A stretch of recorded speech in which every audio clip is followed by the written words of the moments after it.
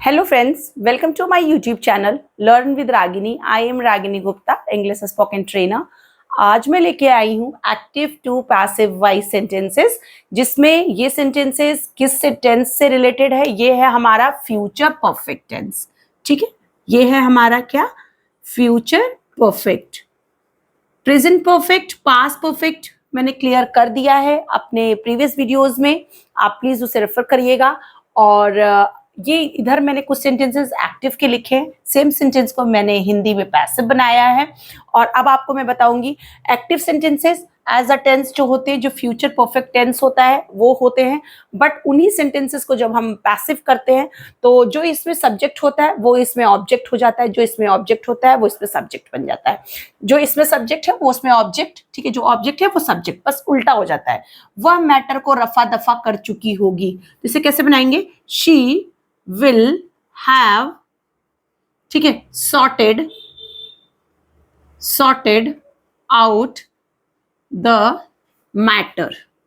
ठीक है, she will have sorted out the matter। Same sentence को अगर हम बनाते हैं कि इसमें तो सब्जेक्ट आपको पता चल रहा था वह, बट इसमें आपको कोई वह नहीं है, मैटर रफा दफा हो गया होगा, तो द मैटर। अब इसमें देखिए, तो जो मैटर था, जो ऑब्जेक्ट था ना, अब ये सब्जेक्ट का काम कर रहा है। द मैटर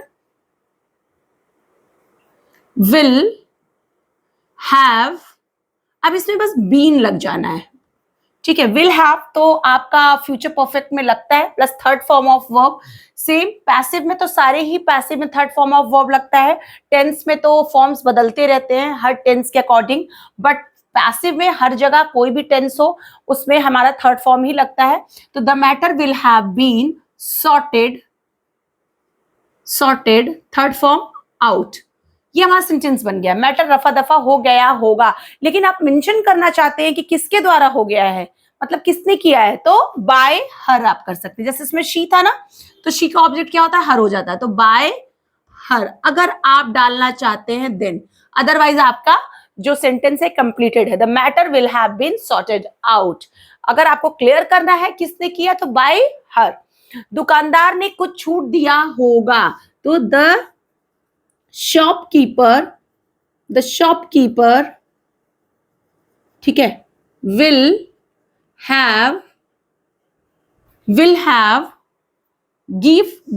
गिवन, ठीक है, the shopkeeper will have given,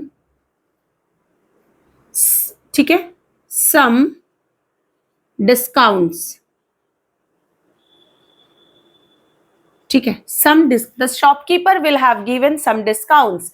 कुछ छूट गया होगा, कुछ छूट दिया गया होगा, तो some discounts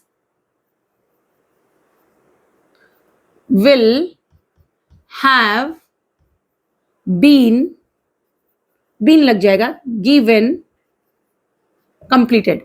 some discounts will have been given. लेकिन अगर आप मेंशन करना चाहते हैं किसके द्वारा दिया गया होगा, तो आप मेंशन करेंगे बाय शॉपकीपर,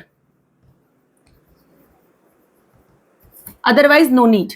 ठीक है, वह फिल्म देख चुका होगा, he will have watched the film. Movie भी कह सकते हैं आप, पिक्चर भी कह सकते हैं, सारे इंग्लिश वर्ड ही हैं। ही will have watch the movie, ये हमारा कंप्लीटेड है। ठीक है, सिंपल फ्यूचर परफेक्ट। लेकिन मूवी देखी जा चुकी होगी या देखा गया होगा, ठीक है, चुका भी बोल सकते हैं, गया भी बोल सकते हैं। तो फिल्म देखा जा चुका होगा या देखा गया होगा, तो द फिल्म, अब देखिए, अब ये फिल्म जो था ना वो सब्जेक्ट बन गया। The film will have been watched, और या सीन भी कह सकते हैं, the film will have been watched by. अब ये ऑप्शनल है कि किसके द्वारा, उसके द्वारा, बाय हिम, ही का ऑब्जेक्ट हिम हो जाता है अगर नीडेड है तो, नहीं तो फिल्म देखी जा चुकी होगी या उसके द्वारा मूवी देखी जा चुकी होगी। मैं होली खेल चुकी होंगी या खेल लिया होगा, ठीक है, वह होली खेल चुका होगा या मैं चुकी होंगी, अगर इस तरह से बोलना चाहते हैं कुछ भी। तो अगर अब मैं आई के साथ बनाना चाहती हूं, आई विल हैव, ठीक है, played, third form play played played, played the Holi, ठीक है। तो I will have played the Holi. अब सेम इसी सेंटेंस को होली खेली जा चुकी होगी, तो द होली, ठीक है, the Holi will have been played by me, I का ऑब्जेक्ट मी। अगर आपको मेंशन करना है तो, नहीं तो आपका सेंटेंसेस कंप्लीटेड हैं, ठीक है, सेंटेंस कंप्लीट है। तो ये हमारा एक्टिव से पैसिव हुआ। अगर हम फॉर्मूला की बात करते हैं तो फॉर्मूला कैसे लिखेंगे, subject plus will plus have plus main verb का थर्ड फॉर्म, ठीक है, प्लस ऑब्जेक्ट, ये हो गया। अगर इसका हम फॉर्मूला लिखेंगे तो क्या लिखेंगे, सब्जेक्ट, ठीक है, plus will plus have plus been, ठीक है, प्लस मेन वर्ब का थर्ड फॉर्म, फिर प्लस बाय और प्लस ऑब्जेक्ट फिर होगा, ठीक है। यहाँ स्पेस नहीं था, तो अगर नीडेड है तो ये बाय वाला पोर्शन लगाएंगे और ऑब्जेक्ट वाला लगाएंगे। तो इसी तरह से हम बनाते हैं। अगर आपको एक्टिव सेंटेंसेस का डिटेल चाहिए तो प्रीवियस वीडियोस आप मेरे देख सकते हैं टेंस वाले, और मैं डिटेल में ही 1 बाय 1 आपको सारे पैसिव सेंटेंसेस पढ़ा रही हूँ।